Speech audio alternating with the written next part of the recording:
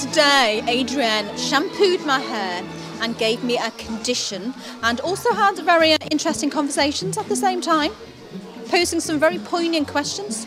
Never get an Indian head massage usually, and it's definitely something that you should have. It's lovely. I'm here because I'm bonding with people and having a confessional exchange with them. And the piece, Salon Adrienne, is basically an excuse for me to have a meaningful interaction and dialogue exchange with another person. And also because I kind of feel that there's sort of something religious about the idea of confession. I suppose Catholic religion comes to mind. That at the end of the piece I give people an Indian head massage because it's kind of like the gift of absolution equivalent for the confession that they've offered up previously with me to the mirror. So usually when I go to the hairdressers, and I do sometimes come to this hairdressers, obviously have a conversation with my hairdresser. What are you going to be asking me about today? I'm really going to be asking you about what you see when you take a long, hard look at yourself in the mirror. And of course people initially start with that sort of superficial thing of the bags under my eyes, the wrinkles, this, that and the other. But I push them to go further, you know, metaphorically, what comes up for you when you take a long, hard look at yourself in the mirror. So that's what I'm really interested in, and that's the kind of the meat of the piece, really, getting to that point. And I share a lot of personal information as well, and I think it's by me sharing a lot of personal information that people think, oh, well, if he's prepared to say all that about himself, then, you know, I'm prepared to tell him something in exchange.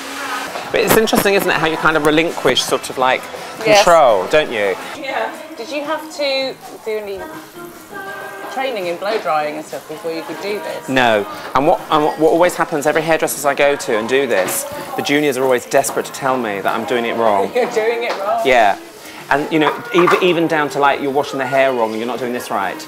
And the thing is that I couldn't give a monkey's if I'm doing it right or wrong. Do you know what I mean? Because for me, it's sort of like, it's the piece itself that I'm interested in. You know, it's the conversation that I'm interested in. It's not actually whether I'm doing this accurately or not.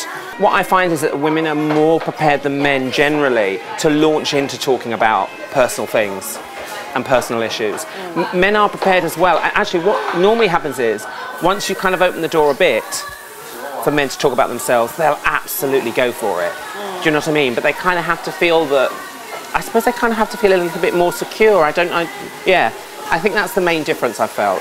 Because my persona is female, I think that people are possibly more prepared to open up to me, and also because they know that I've got a mask on. They know that I've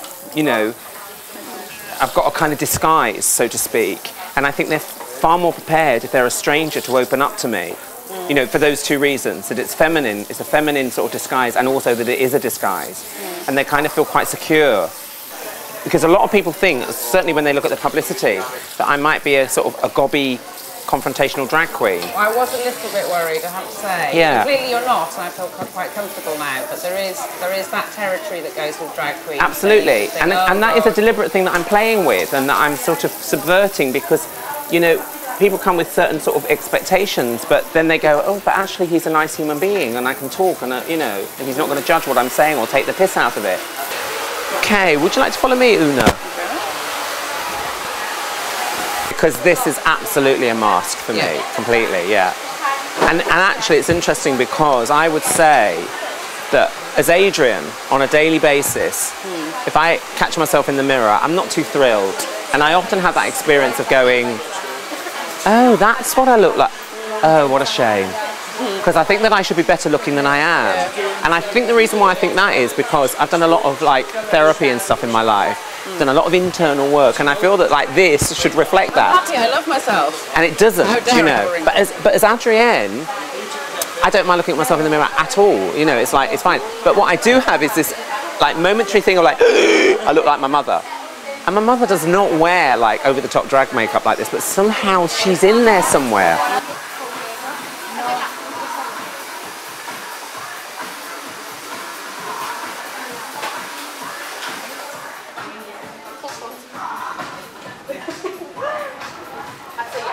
Go for a bit of a side thing, but wear a little bit forward towards the side.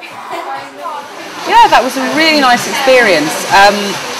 I tend to think of drag queens as being quite combative, and so I was sort of bristling ready for the experience, but actually Adrian is very thoughtful. We had a lovely conversation, gave me a lovely head massage.